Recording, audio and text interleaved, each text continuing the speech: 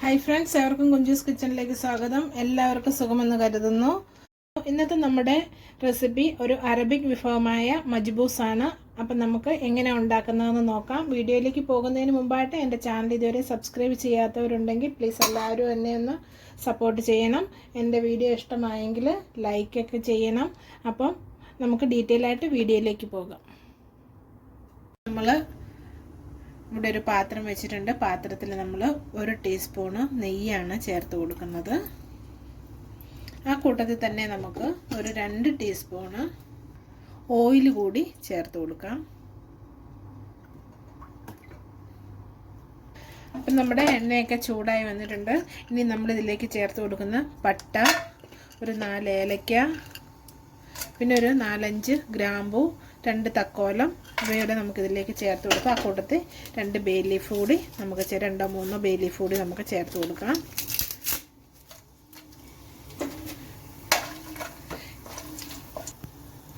അപ്പം നമ്മളുടെ ഇട്ട് കൊടുത്ത് സ്പൈസസ് ഒക്കെ മൂത്ത് വന്നിട്ടുണ്ട്. ഇനി നമ്മൾ അത്യാവശ്യം വലിപ്പമുള്ള 2 സവോള അരിഞ്ഞതാണ് ഇതിലേക്ക് ചേർത്ത് കൊടുക്കുന്നത്. അപ്പം നമുക്ക് ഒരു 1/4 ടീസ്പൂൺ ഉപ്പും കൂടി ചേർത്ത് നമുക്കിനി സവോള നന്നായിട്ട് വഴന്ന് വരുന്നിടം വരെ ഒന്ന് ഇളക്കി കൊടുക്കാം.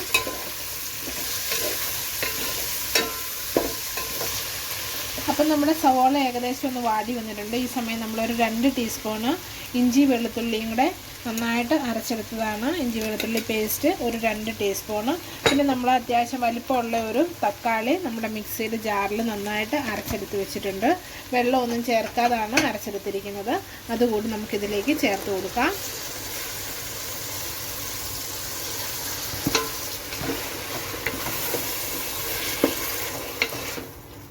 അപ്പം നമ്മുടെ തക്കാളിയിലേക്ക് വെള്ളമൊക്കെ ഒന്ന് വറ്റി പച്ചമണമൊക്കെ ഒന്ന് മാറി വരുന്നിടം വരെ ഇനി നമുക്ക് നന്നായിട്ടൊന്ന് ഇളക്കി കൊടുക്കാം.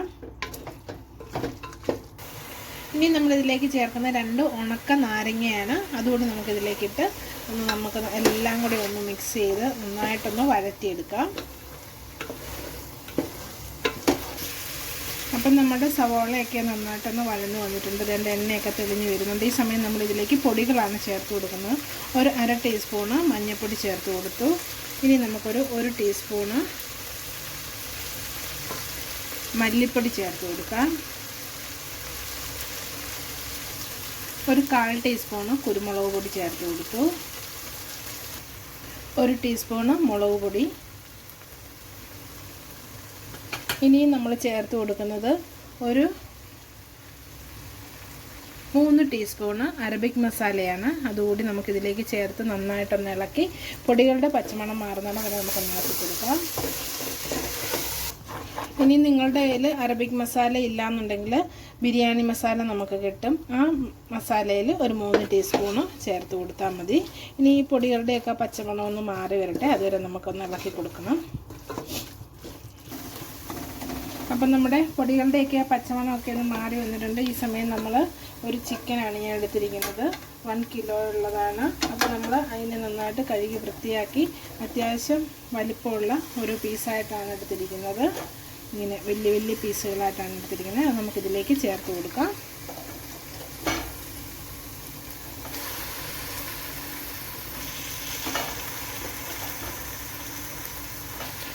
നമുക്ക് മസാലയായിട്ട് ചിക്കൻ ഒന്ന് നന്നായിട്ടൊന്ന് യോജിപ്പിക്കാം.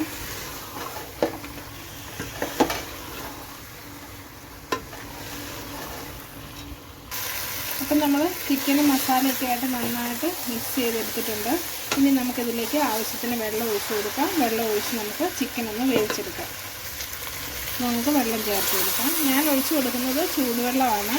നമ്മുടെ ചിക്കനൊക്കെ ഒന്ന് മൂടി കിടക്കുന്നിടം വരെ നമുക്ക് വെള്ളത്തിന് ആവശ്യമുണ്ട്. അപ്പോൾ ഇളക്കി നോക്കാം ചിക്കനെല്ലാം നന്നായിട്ടൊന്ന് മൂടി കിടക്കുന്നിടം വരെ ഉണ്ടോ എന്ന്.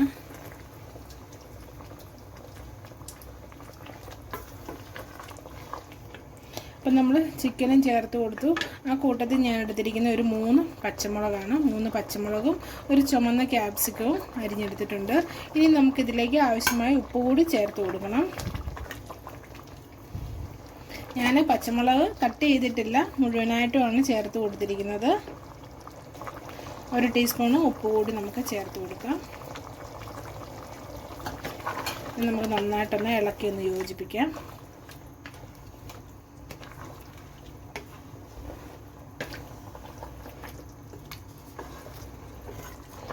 അപ്പോൾ ഇനി നമുക്കിതൊരു മീഡിയം ഫ്ലെയിമിൽ ഒരു 15 to 20 മിനിറ്റ്സ് നമുക്ക് കുക്ക് ചെയ്തെടുക്കാം. അപ്പോഴത്തേനും നമ്മുടെ ചിക്കനൊക്കെ ഒന്ന് വെന്ത് കിട്ടും. അപ്പം നമുക്ക് ഒരു 10 മിനിറ്റ് ആയിട്ടുണ്ട്. നമുക്കൊന്ന് തുറന്ന് ഒന്ന് ഇളക്കിയിട്ട് കൊടുക്കാം.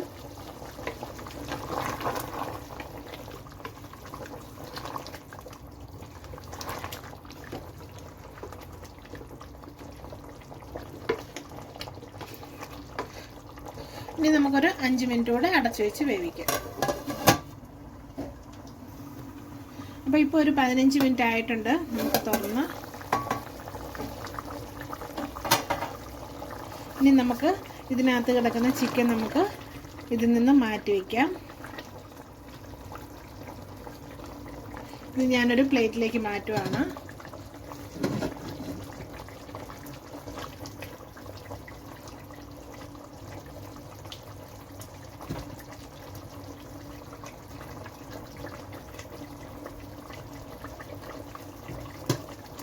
അപ്പം നമ്മൾ ചിക്കൻ മുഴുവനും പ്ലേറ്റിലേക്ക് മാറ്റിയിട്ടുണ്ട്.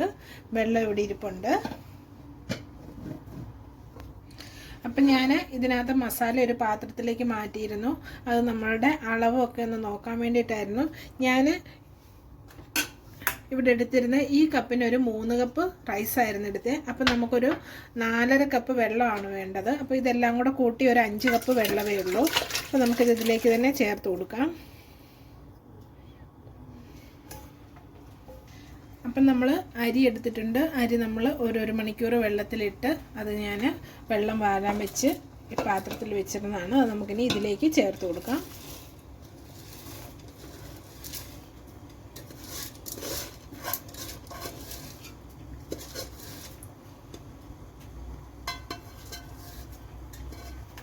നമുക്കിത് നന്നായിട്ടൊന്ന് ഇളക്കി ഒന്ന് യോജിപ്പിക്കാം.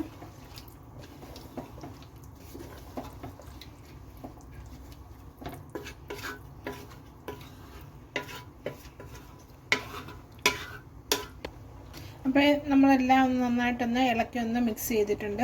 ഇനി നമുക്കൊരു 5 മിനിറ്റ് കഴിയുമ്പോൾ ഒന്നുകൂടെ ഒന്ന് ഇളക്കി ഒന്ന് മിക്സ് ചെയ്യണം. അപ്പോൾ നമുക്കൊരു 5 മിനിറ്റ് ഇതൊന്ന് അടച്ചു വെച്ച് വേവിക്കാം. അപ്പോൾ നമുക്ക് ഒന്നുകൂടി ഒന്ന് തുറന്ന് നോക്കാം.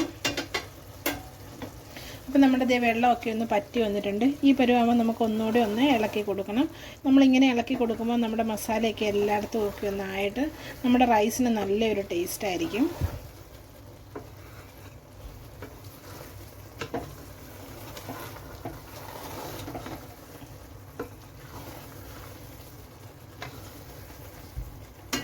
അപ്പം നമ്മൾ ഒന്നുകൂടെ ഇളക്കി നന്നായിട്ടൊന്ന് മിക്സ് ചെയ്ത് നന്നായിട്ട് എല്ലാം ഒന്ന് എടുത്ത് വെച്ചിട്ടുണ്ട്. ഇനി നമുക്ക് ഈ വെള്ളമൊക്കെ നന്നായിട്ടൊന്ന് പറ്റി ഒന്ന് റൈസൊക്കെ ഒരു നല്ലൊരു വെന്തൊക്കെ നല്ലൊരു ഇതാവുന്നിടം വരെ നമുക്ക് വെയിറ്റ് ചെയ്യാം. അപ്പോൾ നമുക്കിതൊരു വേറൊരു അടുപ്പിലേക്ക് ഇത് മാറ്റി വയ്ക്കാം. ഫ്ലെയിം കുറച്ച് വേണം ഇനി നമുക്ക് ഇത് റൈസ് വേവിച്ചെടുക്കാനായിട്ട്.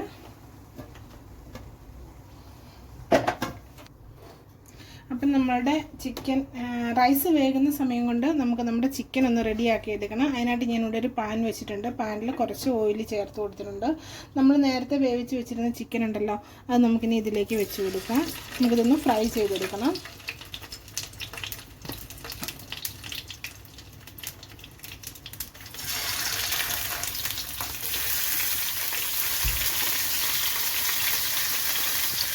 ഇനി നമുക്കിത് ഇങ്ങനെ ഓരോ സൈഡ് മാറ്റി മറിച്ച് ഇട്ട് എല്ലാ സൈഡും നമുക്കൊന്ന് ഫ്രൈ ചെയ്തെടുക്കണം. അപ്പോൾ നമുക്ക് ഇതിങ്ങനെ അങ്ങോട്ടും ഇങ്ങോട്ടുമൊക്കെ മാറ്റി തിരിച്ചും മറിച്ചും ഇട്ട് ഫ്രൈ ചെയ്തെടുക്കാം. ഒത്തിരി അങ്ങ് ഫ്രൈ ആയി പോകണ്ട, അപ്പോൾ നമ്മുടെ ചിക്കൻ അങ്ങ് ഹാർഡായി പോകും. അപ്പം നമ്മുടെ ചിക്കനും വേണ്ട ഞാൻ ഫ്രൈ ചെയ്തെടുത്തിട്ടുണ്ട്. എല്ലാ സൈഡും അങ്ങോട്ടും ഇങ്ങോട്ടുമൊക്കെ വെച്ച് നമ്മൾ ഫ്രൈ ചെയ്തെടുത്തതാണ്. അപ്പോൾ നമുക്കിനി ചിക്കനും റെഡി ആയിട്ടുണ്ട്. നമുക്ക് ഫ്ലെയിം ഓഫ് ചെയ്യാം. അപ്പം നമ്മുടെ റൈസ് ഒന്ന് തുറന്ന് നോക്കാം.